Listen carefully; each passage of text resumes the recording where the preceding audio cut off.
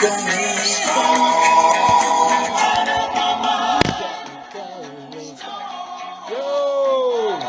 what's up, YouTube? It's Talking Crazy 88 back again with another podcast for you.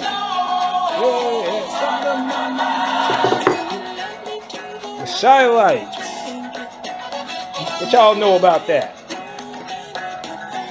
Fuck y'all know about that shit. Ah, yeah.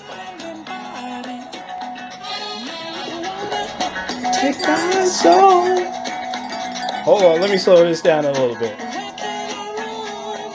Oh, yeah. They don't make music like this anymore. Ah, yes. I just had to open up. This may be a Thursday night sermon. I don't know. Started out of my mind, going. Yeah, they certainly don't make music like that anymore. But then again, if I grew up during that time, my parents would be like, I don't know, the Platters would be. They would be saying the same thing about the Platters when they don't make music like that, like they used to. I don't know. All right, gang. This is gonna be a short podcast, maybe a podcast or a short sermon. Who knows? I just had a long day at work, which is a good thing. Bad thing, but a good thing. But it's always. But you want to know something, gang? Because I've been thinking about over the past couple of months the shit that I'm doing at my job. I can do it. I can do on my own.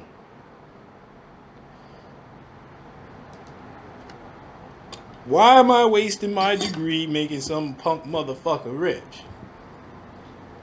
But then again, we don't live in a time where there is job security. We live in a time where there's a lot of uncertainty.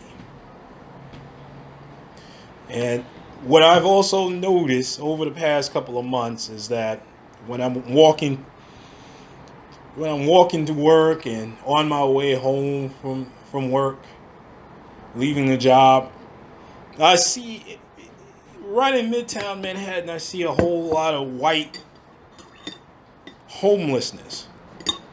You know, just like, it doesn't matter what age they are. They're old, young, male, female. It's just homeless. And I'm going to do another podcast about that. Because they don't really like to talk about white people who are in distress or who are down and out. Literally the white trash, as I call them. But speaking of white trash, I had to get my coffee together. 8 o'clock coffee, even though it's 11 o'clock at night. I'm drinking coffee at 11 o'clock at night, gang. I had to talk to y'all because there was an article that somebody posted on Facebook just now, and I had to read, and I read it, and it was all the way abhorrent. All right. Now this article I'm gonna post in the description box comes from the St. Louis Post-Dispatch. Now the title of this article is that 10 black Washington University students stopped by Clayton police, falsely accused of leaving a IHOP without paying. All right. Based on the article that I've read, I'm not gonna read the whole damn article to y'all. Y'all just gonna have to stop being lazy and just read the goddamn article. Read, like I told you before. Read, motherfucker. Read. Reading is good for you. It'll help your vocabulary. And you're never too old to read. Read a book, nigga.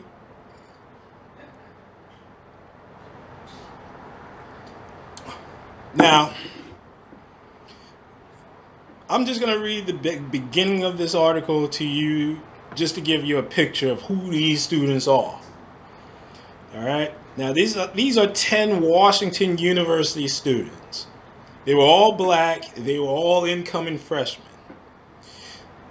They were stopped by Clayton police this month. This was in July, earlier this month in July, while walking to a Metrolink stop from a late night dinner, and told they were suspected of leaving an IHOP restaurant without paying. This is what university officials said. Now, get this. Now, the students, they had receipts showing that they paid for their meals. But get this, gang.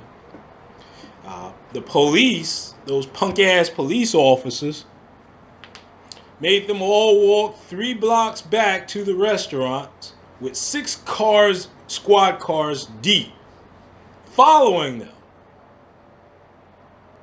And then when they arrived at the restaurant, the manager said, "What the fuck are you doing? These are not the kids. They're not the people. They're not the niggers. The niggers that they're gone now. Fuck you doing? I said 4 niggers, not 10. What the fuck is wrong with y'all?"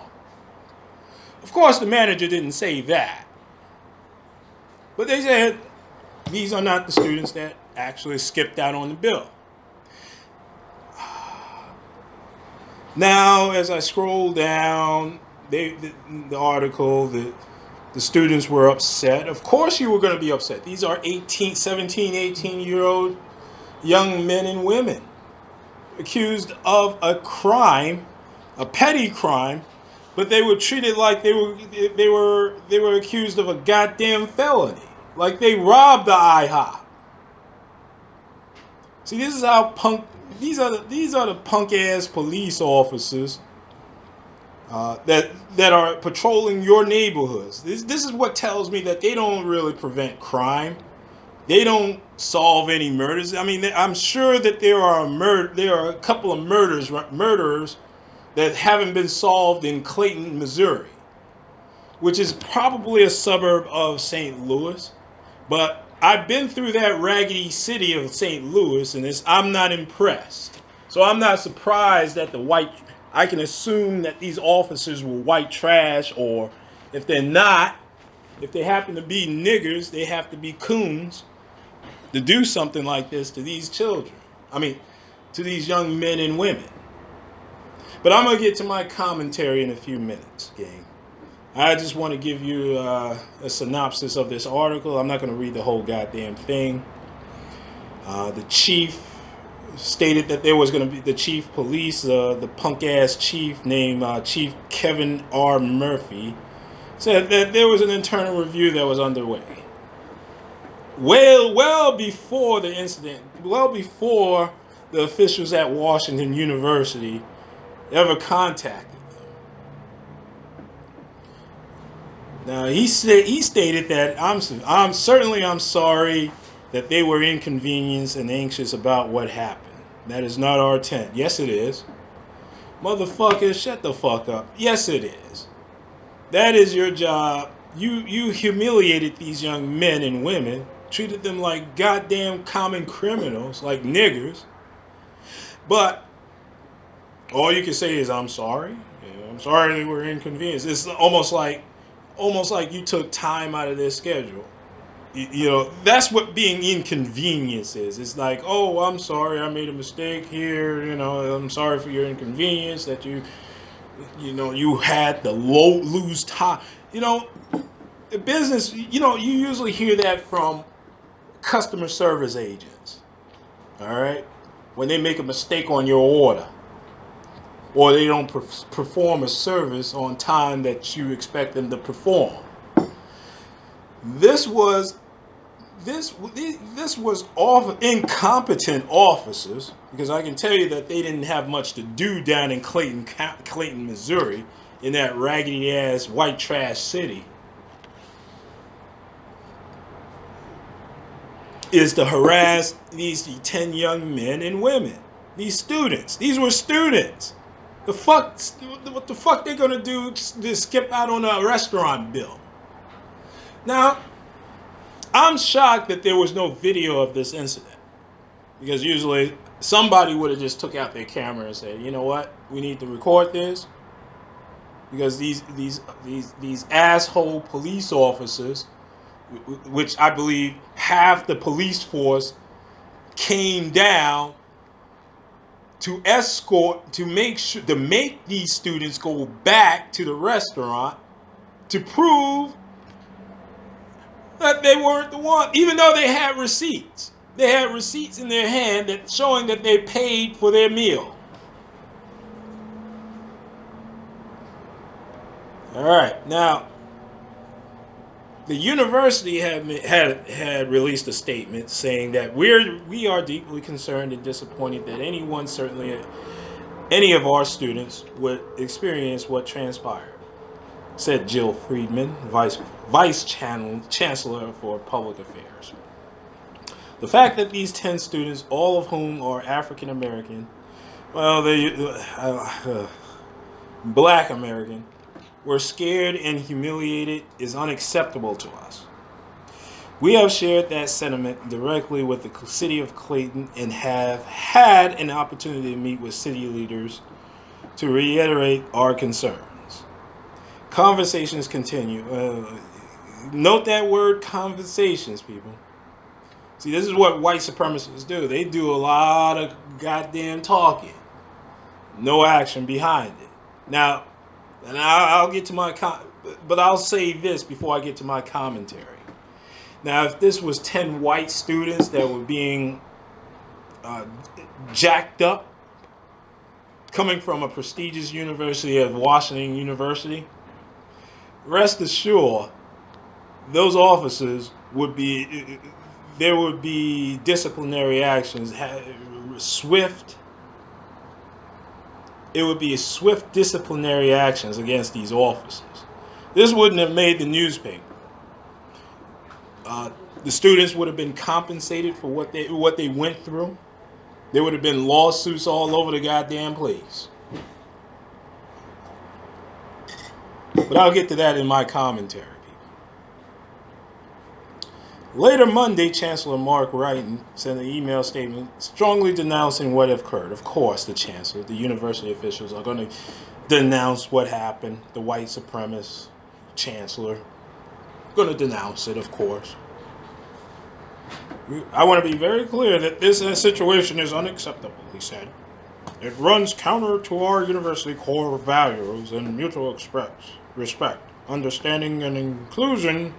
We will not tolerate this kind of behavior on our own campuses, and we expect it to be addressed appropriately elsewhere. All right. Now, from what I read in the article as well, that these 10 students weren't ordinary students, right? These students were on campus early as part of a summer program to prepare them for university life and get them prepared for the studies in the field of science, technology, and engineering, math, or STEM fields, which is science and technology and engineering. So I'm not going to read any more of this article. You motherfuckers go ahead and read this shit. This bullshit. Oh, wait a minute. I'm just going to read the report. This is the report that happened early Sunday morning, July 8th, around 12:30 a.m., as they were walking south along Brentwood Boulevard from the IHOP on Clayton Road to the Galleria Metrolink station. They were confronted by two punk-ass Clayton police officers driving separate vehicles. Wild world.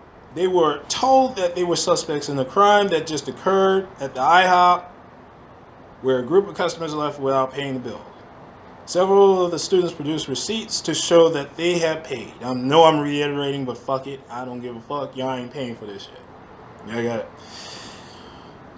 However, our students were still forcefully told that they were suspects and had to walk 3 blocks along Brentwood Boulevard with now 6 police cars in tow to make sure that they complied. Yeah, see, this is what happens when you comply, people. They complied. A humiliating experience. When they arrived at the restaurant, the manager quickly confirmed that they are not the suspects. The officers dismissed them without any apology. Now, I am going to go into my commentary, gang. All right. Young men, young women, you guys got to understand that this is racism. Racism occurs on a daily basis. You guys got to be serious about racism and white supremacy. These young men and women had a taste of what life is going to be like for them being black in America. This is what it's like going to be black in America. It doesn't matter who you are, what kind of degrees you got, how much money you have. You are going to be treated as a nigger in this country. Now, they got a taste of what being treated like a nigger is all about, because that's what these police officers did. They stopped a group of 10 young black men and women who was out at 12:30 at night walking away from an IHOP. Now, I've seen a lot of these police videos, police encounter videos with police officers encountering people who are detaining them on suspicions of a crime, not an actual crime, but suspicion of a crime, or they detain them on a crime that's so small and petty that you just wasted hundreds of, maybe even $1,000 of manpower hours, man hours. This is what the county did. This is what these police officers did. Now, think about it in value, in economic value, people. 6 police cars came to the scene. Well, these students were stopped by 2 police officers. These punk-ass officers had to call backup. So 4 more cars arrived. Even though that these students showed their receipts, showed IDs, showed their receipts, proving that they paid for their dinner. But that wasn't enough. You had to do an investigation by calling in 6 police cars that could have been doing something else. You know, they could have been on other calls or other emergency, or been available for other emergencies. Now, here's the thing. I know the bill, skipping out on the bill, y'all shouldn't be doing that nigger shit, all right? I'm going to just preface that there, all right? That's dusty nigger behavior. Don't do it. Don't walk into a restaurant trying to get a free meal and skip out on the bill. Don't do that shit. That's dusty nigger shit behavior. All right? You got to cut that shit out.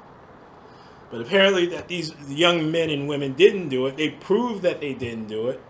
But it wasn't to these officers' satisfaction. All right? Because, you know, back in the old day, that's all you needed. Hey, man, you were accused of stealing something. You know, you have that property. Do you have the receipt for it? I have this receipt. Cool. Get the fuck out of here. That would have been the end of the story. That's a 5-minute conversation. This didn't need to go about an hour where they had to spend manpower, gas, fuel, on spending taxpayer money to investigate possibly a $50 bill. A $50, somebody skipping out on a $50 bill. I can assume it wasn't a $100 bill. It wasn't $200. It was like it's probably just a $60 bill. $60 restaurant bill. Matter of fact, in the article, it was a $62. It was a $62 restaurant bill, where 6 police cars, had to roust up these 10 students, make them walk back to the restaurant, spend another half an hour, maybe 45 minutes, just to investigate, just to detain these students before they were sent on their way. Okay? Now, a lot of y'all motherfuckers are all right with that they were just doing their job. Now, think about it. These officers investigating a minor crime cost probably the city about a couple of $1,000s. That's why the chief was so upset. It wasn't the fact that they rousted 10 black children that were on campus, that was in the city, that was on campus for a summer program where they were trying to improve their lives to be productive members of society. Okay? They were educating themselves. They were doing everything that you white people told them to do. And they still get treated like a nigger. But I want these children to understand. Excuse me, they're not children. I want these young men and women to understand that this may be the first incident, but it's not going to be the last. And you're going to understand that this is what police officers do. They are not your friend. They're a bunch of idiots. They're incompetent. They're power hungry, thieving little bastards. Crooked, corrupt, thieving little bastards. And I don't have no respect for any police officer. Don't matter who you are. You could be the best cop. Because let me tell you something. Carrier Horn up in Buffalo, New York. She was a good cop. She stopped the crooked cop from murdering a suspect in handcuffs. Okay? This crooked cop, Kwiatkowski, whatever the fuck his name is, was almost choked out a suspect on a domestic violence call for no goddamn reason, and she tried to stop it. You know what she got? She got fired. She got knocked out, had her jaw broken, brought up on departmental charges for obstruction, and then fired a year before her pension. None of her fellow cops stepped in and defended her. They watched her go down. And while this crooked cop went on, possibly to abuse more black suspects, because that's what the suspect that she prevented being choked out was a black man who acted like a nigger that day, but he was still a black man. Didn't deserve that shit. Didn't deserve to be choked out.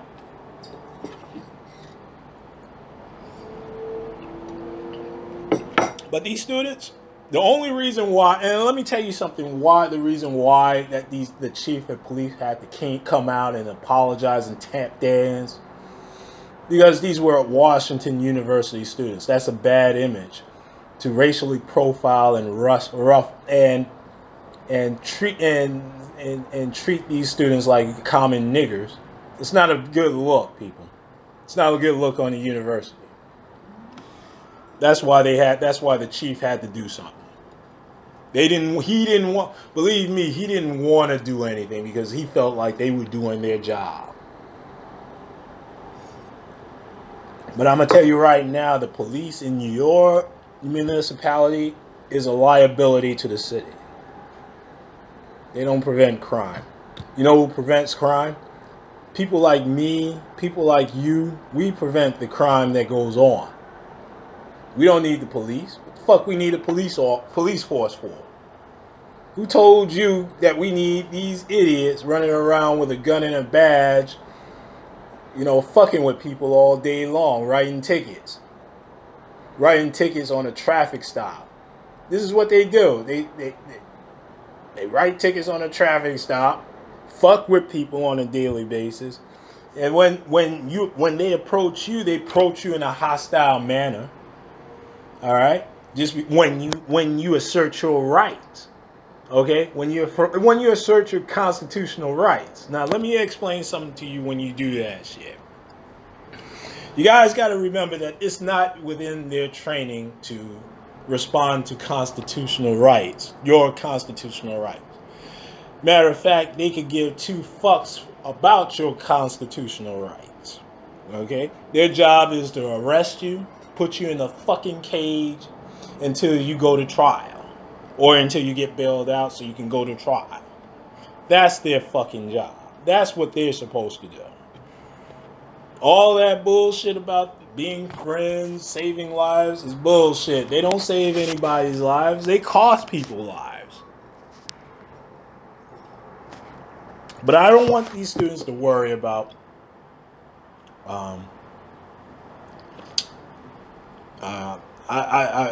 I wish I can just say don't worry about it, but this is going to be in the back of their minds for the rest of their lives. And hopefully they'll have a gain and understanding of who they are in this society. You can be an engineer and you should still be a nigger. Okay?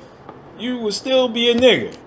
Now I'm gonna pause this video and I'm gonna end. Well, actually, I'm gonna end this video, but I'm going to play a little clip from one of my favorite TV shows back in the 80s. Back in the 80s and actually back in the 90s. It's called A Different World. And there was an episode where, well, you'll recognize the episode when I play this clip. But I just wanted to go ahead and sign off, and I said this is Talking Crazy 88, and I am out of here. And black folks, let's be careful out there, okay?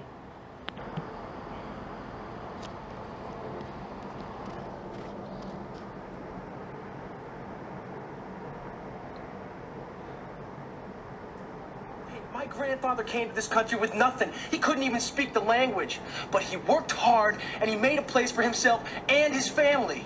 Now why can't you people do the same? Hey, my grandfather built this country, man. He fought wars for it. And most places he went wouldn't let him sit down and get a cup of coffee. I can't even catch a cab in New York. You know, it doesn't matter how many degrees I get. All you people see is color. Your grandfather was an immigrant. You're American. My grandfather was born here, Duke. And you people still look at me as just another nigga. Alright, gang. So I'm signing off, but I'm going to talk about the black folks and the immigrants. Why you shouldn't be getting involved in that bullshit. Matter of fact, I might do a podcast about the economics of racism, because you guys still don't understand that this is still a business, and the system, the way it is right now, is set up. It's set up to be a business, people. Racism is a business. That's why they haven't made any progress in finding any solutions of ending the problem. The problem is that racism, white supremacy is a business. All right, gang, I'm out of here. I got to get some sleep. I got to get back. I got to get up in the morning, go to work. This is Talking Crazy 88, and I am out of here. Oh, yeah, one more thing, people. Before I go. Remember when I mentioned about the conversations that we got to have a sit down and have a conversation about racism? Keep in mind, they've been saying that for the last 20, 30 years since I've been alive. I'm 44, and they've been saying that since I was 10 years old. People still talk about it, but they ain't doing shit about it. Like I said before, it's a business. Racism, white supremacy is a business. I want you to remember that.